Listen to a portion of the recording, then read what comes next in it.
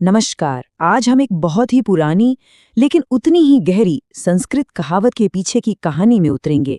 एक ऐसी कहावत जो कर्म और भाग्य के रिश्ते को बड़े ही अनोखे ढंग से समझाती है। तो ये कहावत है धर्मो रक्षति रक्षितः।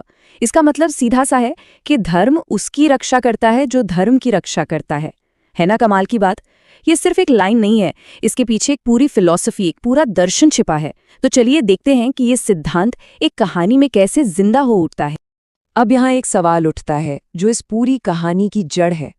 क्या ऐसा हो सकता है कि एक साधु और एक डाकू, इनके बीच का एक छोटा सा वादा, सिर्फ एक वादा, पूरे के पूरे गांव का भविष्य बदल दे? सुनने में अजीब लगता है ना, पर यही सवाल हमें एक बहुत ही अनएक्सपेक्टेड जोनी पे ले जाने वाला है। तो कहानी का पहला पड़ाव है एक अप्रत्याशित मिलन, एक ऐसी मुलाकात जिसकी किसी ने कल्पना भी नहीं की थी, और यहीं हमारे दो मुख्य किरदारों का आमना सामना होता है। तो देखिए, एक तरफ है आचार्य धर्मघोष, एक ज्ञानी साधु जो जगह जगह घूमकर धर्म और ज्ञान बांटते हैं, और दूसरी तरफ क्षुद्रमती, एक डाकुओं के गांव का सरदार जिसकी दुनिया ही अलग है, लूटपाट और बस किसी तरह जिंदा रहने की लड़ाई। मतलब दो बिल्कुल अलग दुनियाएं जिनके मूल्य एक दूसरे से एकदम उलट हैं। तो होता यूं है कि आचार्य धर्मघोष अपनी धार्मिक यात्रा, जिसे परिव्रज्या भी कहते हैं, पर निकले हुए थे। लेकिन तभी अचानक मॉनसून आ जाता है, जिसे चातुर्मास्य कहा जाता है, और इन 4 महीनों में यात्रा करना वर्जित होता है। तो किस्मत देखिए, किस्मत का खेल उन्हें एक ऐसी जगह पर रुकने को मजबूर कर देता है जिसके बारे में वो सोच भी नहीं सकते थे, डाकुओं का एक गांव। अब यहाँ से कहानी एक बहुत ही अजीब मोड़ लेती है। एक ऐसा सौदा होता है जिसके बारे में कोई सोच भी नहीं सकता। ये हिस्सा है मौन के वचन का। गांव का सरदार क्षुद्रमती आचार्य को रुकने तो देता है, लेकिन एक शर्त रख देता है। वो कहता है, देखो, मुझे डर है कि तुम्हारे यहाँ रहने से, तुम्हारे उपदेशों से मेरे लोगों का मन बदल जाएगा। तो तुम यहाँ रह तो सकते हो, पर तुम्हें वचन देना होगा कि तुम कोई उपदेश नहीं दोगे। सोचिए जरा, कितनी दिलचस्प बात है। एक डाकुओं का सरदार, उसे हिंसा से डर नहीं लग रहा, उसे विचारों के बदलने से डर लग रहा है। और आचार्य धर्मघोष वो इस अजीब सी शर्त को मान लेते हैं। वो इसे आपात धर्म की तरह देखते हैं।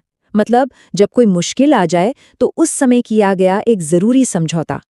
इससे 2 बातें हो रही थीं। एक तो चातुर्मास्य का नियम भी नहीं टूटता, और वो सुरक्षित भी रह सकते थे। तो ठीक 4 महीने बीत जाते हैं। अब आचार्य के जाने का वक्त आ गया है, और साथ ही उसे एक उपदेश का भी, जो आगे चलकर सब कुछ बदलने वाला था। जरा सोचिए इस बारे में। पूरे 4 महीने आचार्य ने अपना वचन पूरी तरह से निभाया। उन डाकुओं के बीच रहते हुए भी उन्होंने उपदेश देने के मामले में अपना मुंह बंद रखा। ये उनके धैर्य और अपने बात पर टिके रहने का एक बहुत बड़ा सबूत है। अब जब जाने का समय आया तो आचार्य के मन में एक ख्याल आया, एक कर्तव्य का भाव। उन्होंने सोचा कि भले ही ये लोग डाकू हैं, इनका जीवन लूटपाट से चलता है, पर कुछ भी हो, इन लोगों ने 4 महीने तक मुझे पनाह दी है, मेरा ख्याल रखा है, तो इस मेहमान नवाजी का कर्ज तो चुकाना ही पड़ेगा। और तब आचार्य उन्हें धर्म का एक छोटा सा, बहुत ही छोटा सा तोहफा देते हैं। वो कहते हैं, मेरी बस एक सलाह मान लेना, एक व्रत समझ लो इसे, कि सूर्यास्त के बाद कभी कुछ मत खाना। अब सुनने में तो ये बहुत ही मामूली सी बात लगती है ना? लेकिन इसका असर बहुत ही गहरा होने वाला था, और क्षुद्रमती और उसके साथियों ने ये बात मान भी ली।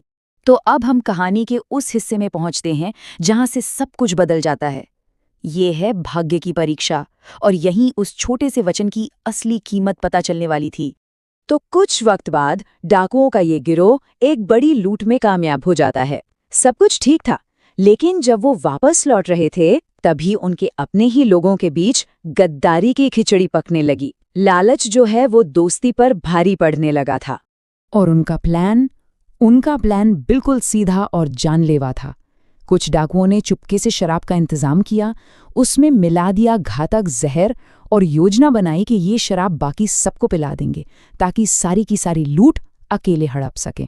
और बस यहीं पर कहानी पूरी तरह से पलट जाती है। जैसे ही क्षुद्रमती शराब पीने के लिए अपना प्याला उठाता है, ठीक उसी पल उसे आचार्य धर्मघोष को दिया हुआ वचन याद आ जाता है। सूर्यास्त हो चुका था और उसने व्रत लिया था। वो एक पल का रुकना, बस वही एक पल उसकी जिंदगी और मौत के बीच का फासला बन गया। बाकी डाकुओं ने तो धर्म या अधर्म कुछ नहीं सोचा। उन्होंने वो जहरीली शराब पी ली और फिर एक एक करके वो सब शुद्रमती की आंखों के सामने ही दम तोड़ने लगे। वो अपनी आंखों से देख रहा था कि कैसे उसी के साथियों के लालच ने उनकी जान ले ली और उसे उस एक छोटे से व्रत ने बचा लिया था। उस भयानक रात के बाद कुछ भी पहले जैसा नहीं रहा। सब कुछ बदल गया और यहां से शुरू होता है कहानी का आखिरी हिस्सा, एक गांव का कायाकल्प। उस रात क्षुद्रमती को एक बहुत गहरी बात समझ में आई। उसे एहसास हुआ कि लालच और पाप का रास्ता हमेशा बर्बादी की तरफ ही जाता है, जबकि धर्म की एक छोटी सी चिंगारी भी आपकी रक्षा कर सकती है, एक कवच की तरह। ये शायद उसकी जिंदगी की सबसे बड़ी सीख थी। तो अब सवाल ये उठता है कि जब किसी के कर्मों का नतीजा इतनी साफ साफ आंखों के सामने आ जाए तो फिर उसके पास कौन सा रास्ता बचता है? शुद्रमती के लिए इसका जवाब बिल्कुल साफ था।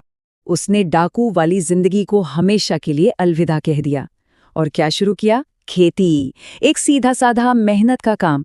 और उस मेहनत की कमाई में उसे जो सुकून मिला ना, वो लूट के माल में कभी नहीं मिला था। और सबसे बड़ी बात, उसके इस बदलाव को देखकर पूरे गांव ने प्रेरणा ली और सब के सब सही रास्ते पर आ गए।